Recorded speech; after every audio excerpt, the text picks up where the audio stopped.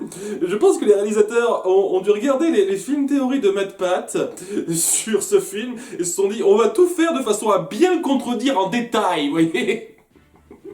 Parce que ça va tellement pas dans ce sens-là. Et ouais, est-ce que j'ai apprécié cette suite ou pas? Est-ce que je l'ai trouvé décevante? Eh ben, je vais vous le dire tout de suite, tout net, très crûment. C'était bien, vraiment. Je vais pas avoir énormément de choses sur lesquelles me plaindre d'un point de vue technique global. C'était bien foutu. Je sais, c'est dingue, hein, waouh, je vais pas gueuler, je vais pas me plaindre dans une vidéo critique, ça commence à faire longtemps, hein. Mais oui, je trouve que c'est un film bien pensé, et si je devais rapidement le résumer en comparaison à son prédécesseur, je dirais plus solide, moins mémorable. En 4 mots, voilà, c'est comme ça que je le résumerai. Plus solide, moins mémorable. Dans le sens où il y a beaucoup moins de problèmes de cohérence, de décisions qui se font un peu forcer, de forçage scénaristique, tout simplement. Ça, on sent que c'est beaucoup plus finement pensé en termes de structure, de logique narrative. Et à côté de ça, il y a un peu moins de moments forts émotionnellement. C'est un peu le truc qui contrebalance ça, ce qui fait que ouais, je l'apprécie à peu près autant que le premier film. Voilà, hein, j'aime bien le premier film, sincèrement, en dépit du fait qu'il y a des problèmes de cohérence, des soucis de cohérence et quelques moments qui auraient pu être clairement mieux faits. Là, il n'y a pas des masses de moments que j'aurais particulièrement amélioré sur le coup, ou dans cette approche-là, je veux dire, dans la base d'approche que vous avez choisie. Mais à côté de ça, il n'y a pas non plus de moments super puissants qui m'ont beaucoup touché, contrairement au premier film où il y a des moments assez puissants qui m'ont touché. Voilà le topo, si vous voulez la version courte. En tout cas, mais avant de commencer, j'aimerais montrer une petite déception par rapport à ce qui avait quand même été envisagé avant autour du personnage d'Hans.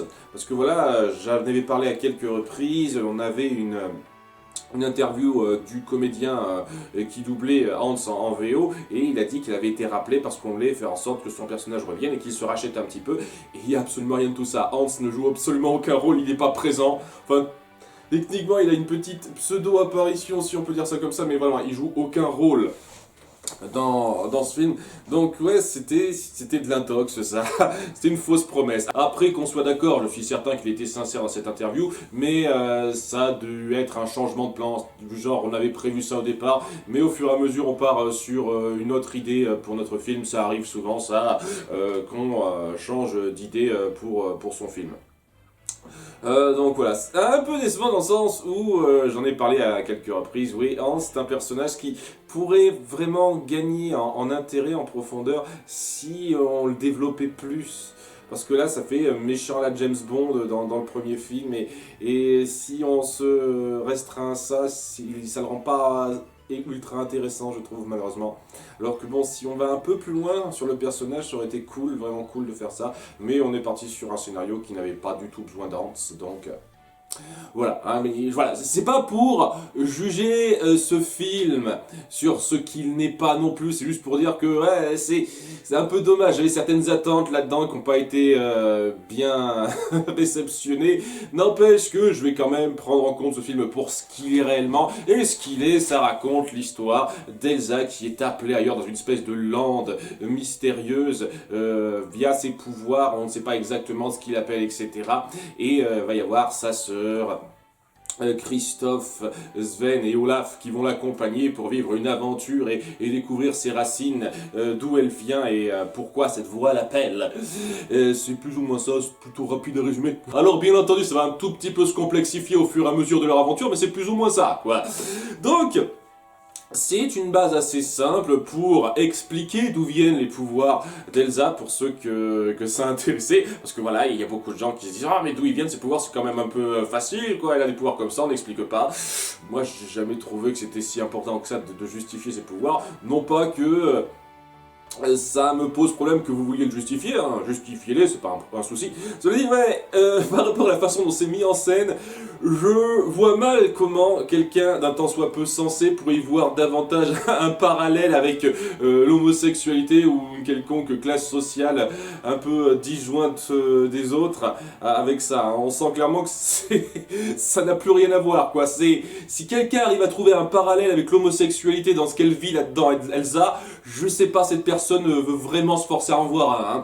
Ce qui se passe maintenant, c'est vraiment un cas à part, Elsa, qui n'a rien à voir avec une catégorie sociale de gens qui est ostracisée, etc. hein. Ou alors vous vous sentez vraiment spécial quand vous êtes homosexuel, vous dites ouais, je suis tellement supérieur aux autres, je représente tellement plus. À ce moment-là, ouais, c'est comme vous voulez, hein, si vous voulez interpréter ça comme ça, mais je pense que non. Hein, le parallèle avec l'homosexualité qui est dans le premier film, hein, il est plus présent, je trouve. Hein, pas une seule seconde. Hein. En dehors de ça, je vais pas avoir énormément de choses à développer, je vous cache pas, parce que, ouais, c'est solide. Comme je dis, c'est solide, l'histoire se suit bien. Il y a pas mal de moments de conflit, on a l'impression que ça va se forcer à aller dans certaines directions, mais les décisions des personnages, les enchaînements d'événements se font avec une certaine fluidité et jamais ça s'appesantit sur des trucs lourds et sans intérêt où on sent qu'ils veulent forcer le drame. Sauf un petit moment, mais j'y viendrai, ça.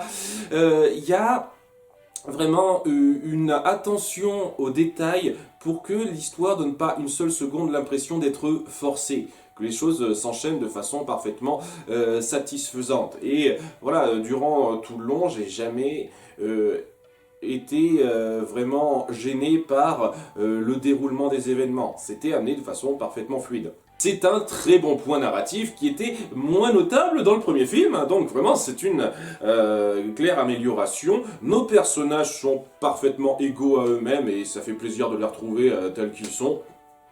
Ah, Elsa est toujours... on poursuit la mentalité d'Elsa par rapport à ses pouvoirs, ce qui signifie maintenant qu'elle a pris confiance en elle, et on va un peu plus loin par rapport à ça en poursuivant ça. Pareil pour Anna, quoi, elle a pris confiance en elle, mais il y a toujours le côté je veux être avec ma sœur, je veux me prouver tout en n'étant pas sûr de moi, qu'il y avait légèrement dans le premier film. On poursuit ça, Christophe est là. Comme dans le premier film. Bon alors, je vais me parler un tout petit peu de Christophe. Va y avoir un petit délire autour de lui, c'est pas un spoiler de vous dire ça, on voit ça dès le début du film et ça se voit venir à des kilomètres, où il veut demander Anna en mariage après, je sais pas, plusieurs mois, ça dit pas exactement combien de temps se sont passés entre les deux films, ou alors j'ai zappé ça, c'est pas impossible. Pas impossible. Encore, alors, cela dit, ils disent que ça fait 6 ans que les parents d'Elsa et d'Anna ont subi un naufrage à un moment donné, et dans le premier film, ils disent bien que ça faisait 3 ans, me semble-t-il. Donc techniquement, si on fait les comptes, ça doit faire 3 ans entre les deux films.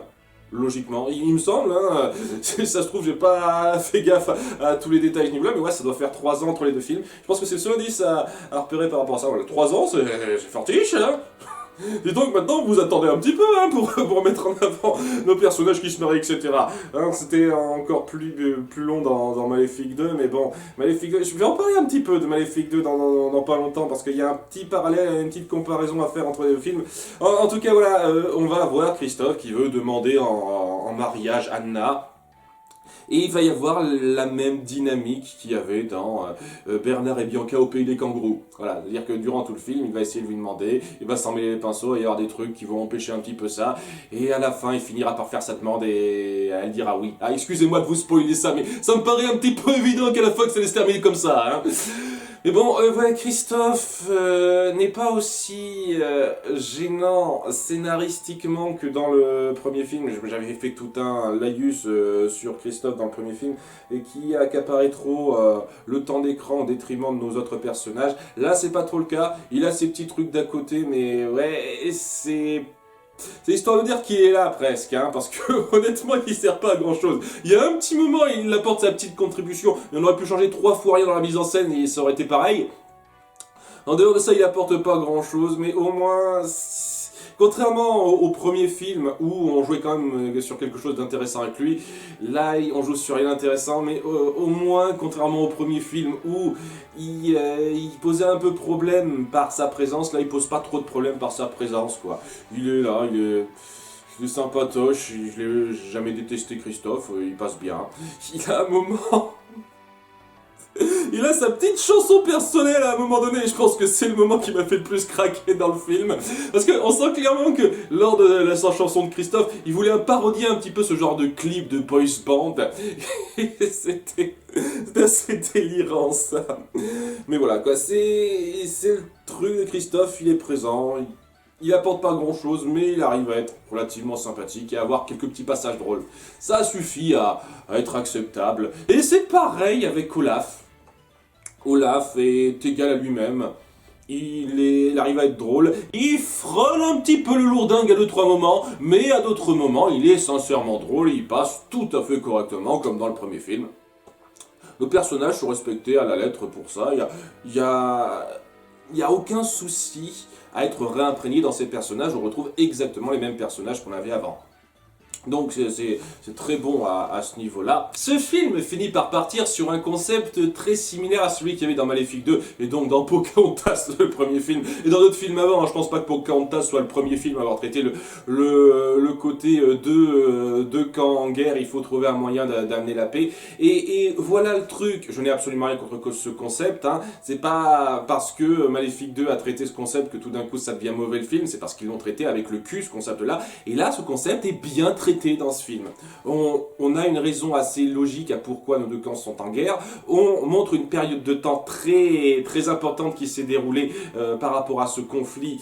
Donc, ça explique un petit peu le côté plus sage de leur relation et la façon dont c'est traité, la façon dont on met en place ça, dont on met en place ce qui a causé ce conflit et comment ça se résout, surtout en jouant sur le fait qu'il s'est passé une période de temps très, très appréciable entre le début du conflit et la fin du conflit, ça a quelque chose de très fort, de très notable, et oui, c'est comme ça qu'on écrit une bonne histoire bien pensée. C'est pas juste un concept à la con qu'on balance n'importe comment et qui se résout en 2 temps 3 mouvements comme dans Maléfique 2. Là, c'est quelque chose qui est bien pensé, qui est réfléchi sur le temps et qui a une conclusion tout à fait satisfaisante et bien amenée. C'est comme ça qu'on traite un concept réussi.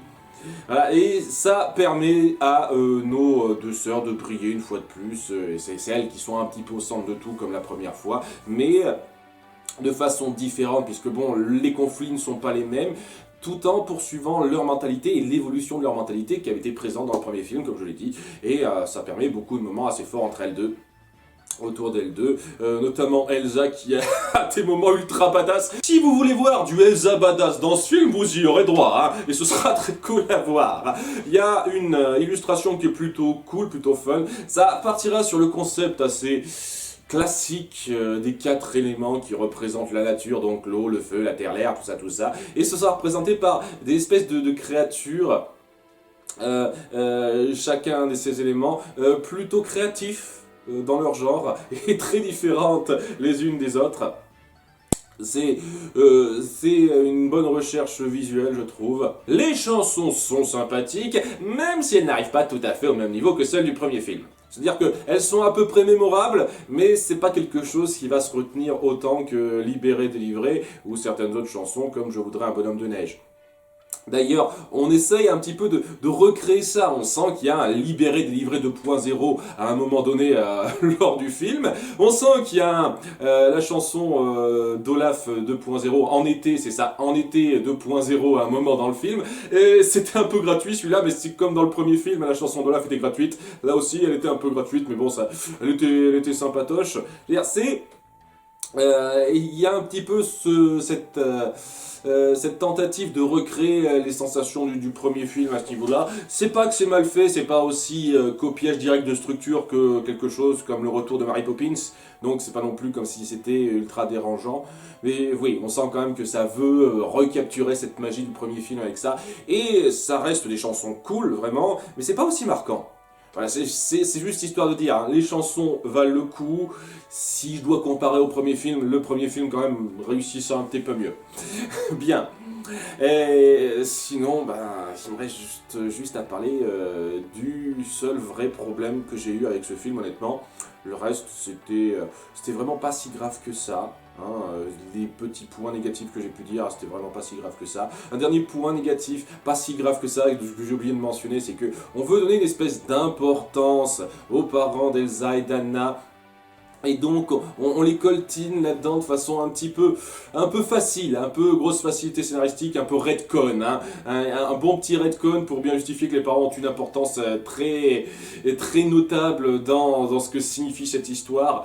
Et ouais, c'était un tout petit peu forcé, un tout petit peu, on se demande comment ça se fait que ça n'a pas été évoqué dans le premier film, mais ça s'incrustait bien au sein même de ce film-là, c'était pas trop gênant.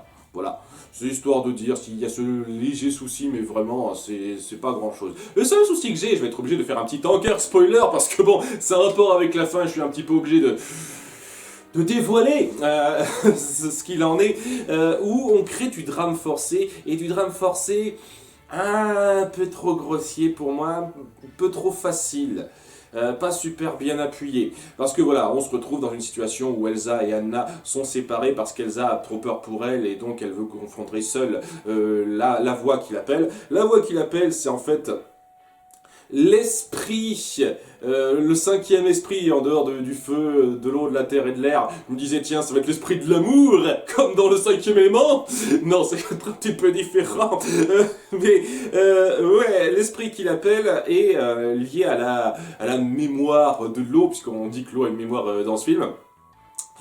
Qui lui montre un peu les événements passés qui la concernent elle et sa famille. Et elle apprendra un peu à un moment donné que la raison du conflit principal qu'il y a entre les deux camps qui sont mis en place dans cette lande, et ben c'est son grand-père, le père de son père, qui a lancé ça. Et apparemment ça la traumatise tellement d'apprendre ça qu'elle en gèle sur place. Pourquoi? Genre pourquoi? C'est quoi ce truc? Je sais que vous me dire, ah, ta gueule, c'est magique, mais punaise! C'est quoi la logique derrière ça? Pourquoi elle serait complètement congelée sur place avec ce genre de truc? Je comprends pas. Je comprends pas. Si encore vous aviez apporté quelque chose qui justifie ça un petit peu mieux, ouais, ok, je comprends que ça la trouble de voir ça, que son grand-père était un sale connard, mais... Bon, déjà, elle l'a pas trop connu, elle a surtout connu son père, donc c'est histoire d'appuyer que oui, on n'est pas comme ses parents, quoi. Les liens du sang, hein, c'est pas forcément quelque chose de gravé dans la pierre, c'est pas ça qui vous détermine, c'est cool, hein, c'est quelque chose que j'apprécie quand c'est bien traité. Mais ouais, je vois pas pourquoi ça la traumatiserait au point de la congeler, je comprends pas bien ça. C'est histoire de faire un parallèle avec le drame qu'il y avait dans le premier film, drame qui était amené de façon tout à fait satisfaisante, hein, dans le premier film. Là, c'est juste forcé pour faire en sorte que Anna soit la seule à pouvoir régler le conflit qu'il y a mis en place, à apporter la solution qu'il y a besoin d'apporter pour que les choses s'arrangent. Et c'est en faisant ça qu'elle libérera Elsa, parce que le lien magique ou je ne sais quoi, ça n'a aucun sens. Je veux dire, il y a un esprit qui appelle Elsa pour lui montrer la vérité. Cette espèce de conscience qu'il appelle, pourquoi elle voudrait qu'elle soit figée et ne puisse rien faire à ce moment-là? Je veux dire, je sais que Elsa a du mal à contrôler ses pouvoirs quand elle est trop émotive. Mais merde, quoi! Lorsqu'elle était trop émotive à plusieurs moments, quand elle contrôlait mal ses pouvoirs, elle faisait un peu n'importe quoi, elle balançait de la glace quand elle voulait pas, ou elle voulait pas, etc. C'est compréhensible. Là, le fait qu'elle se congèle elle-même automatiquement, c'est complètement forcé, n'importe quoi pour moi. Et c'est pour forcer le moment de gloire d'Anna qui doit résoudre ça un peu toute seule. Enfin bon, elle sera rapidement aidée par Christophe, histoire de dire qu'il sert à quelque chose. C'est sa scène où il apporte un tout petit peu quelque chose. Et sinon, ouais, c'est pas super bien pensé ça, honnêtement. Ça aurait pu être mieux amené. Je comprends l'idée, hein, l'idée de faire en sorte qu'Anna ait son moment de gloire, mais c'était très forcé. Et puis il y a aussi un détail, mais c'est pas trop grave ça, où on apprend que les soldats qui étaient restés dans le coin, parce que la lande a été un petit peu...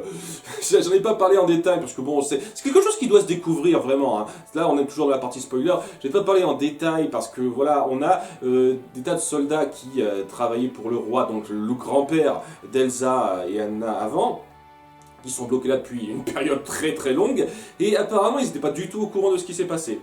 Ils n'étaient pas au courant que l'ancien roi voulait mettre au pas ces gens-là en bloquant leur arrivée d'eau dans la forêt. Apparemment non. Ils le découvrent à ce moment-là et très vite ils ont ce petit changement en disant ouais ok très bien on te suit, Anna pourra arranger les choses. Je sais pas, c'est quelque chose qui aurait pu être plus poussé à ce moment-là. On aurait peut-être pu dire qu'ils étaient au courant de ça. Mais après toutes ces années passées ici bloqués, ils ont un petit peu changé d'avis, ils sont assagis. Ça aurait été cool de montrer ça, mais là c'est juste, ah tiens, comment ça, notre roi était un connard en fait. Ok, maintenant que vous le dites, on est avec vous, Anna, clac clac clac. Rapide, un petit peu rapide pour moi. Mais voilà, cette grosse partie-là, c'est le seul point vraiment négatif que j'ai à dire sur le film. Hein. Voilà, c'était un passage forcé qui n'arrive pas à délivrer autant d'émotions que ça le veut parce que voilà, je suis davantage pris dans les scènes où ça donne pas l'impression que c'est forcé, vous voyez, hein, quand c'est plus naturel, quand ça va plus naturellement les choses. Là, c'était pas le cas. Donc c'est pour ça que j'ai pas été autant pris dedans. Et voilà, c'est la raison pour laquelle je trouve pas ce film tellement mieux que le premier, même si honnêtement globalement il est plus solide parce que les moments émotions sont moins forts dans leur justification, dans la façon dont ils sont montrés, et donc même si j'ai beaucoup moins de choses à redire globalement sur ce second film, j'ai moins de moments forts, impactants qui seront gardés. Mais n'empêche que c'était bien foutu, l'action est forte, le visuel est bien recherché, nos personnages sont tout aussi attachants qu'au départ. C'est un film que je vous recommande sincèrement, hein. Si vous aimez bien l'univers de la Reine des Neiges, honnêtement ça devrait vous plaire sans problème. Moi ça m'a plu sans problème, j'ai passé un bon moment devant ce film, je vous le recommande clairement. J'ai pas trop fait gaffe à la réception du public ce coup-là, mais si ce film a reçu une bonne réception de la part du public, une réception assez grande, je pense qu'il le mérite mieux que d'autres films que j'ai traités avant, sûr, de loin. Donc ouais, je vais pas me plaindre, je vais pas me plaindre. Ce film a été travaillé et il va avoir du succès de façon assez évidente. Hein. C'est la suite de La Reine des Neiges, évidemment, qui va avoir du succès. Et ce succès, il l'aura mérité au même niveau que La Reine des Neiges, je trouve. Alors est-ce que c'est un des meilleurs films Disney Animation Studios? Non, hein, de la même façon que La Reine des Neiges n'est pas un des meilleurs films de Disney Animation Studios. C'est très proche du haut du panier, mais pas tout à fait dans le haut du panier. Cela dit, ça vaut largement le détour. Et si vous avez peur que ça respecte pas très bien les personnages, je vous rassure, les personnages sont très bien respectés. Il n'y a rien qui va être grandement cassé dans ce film. Hein. Il y a une espèce de message sur le fait que la vie évolue, les choses changent un petit peu au fur et à mesure que le temps passe, hein, c'est dit dès le départ qu'on sent que ça va partir sur quelque chose de ce genre-là, et c'est illustré de façon tout à fait correcte, sans gâcher vraiment ce qui a été mis en place dans le film précédent, je trouve. Hein, je sais qu'il y aura un petit changement à la fin qui pourra peut-être faire parler un petit peu, mais ce changement ne me dérange pas une seule seconde. Bien, merci d'avoir suivi, à très bientôt pour de prochaines vidéos, au revoir.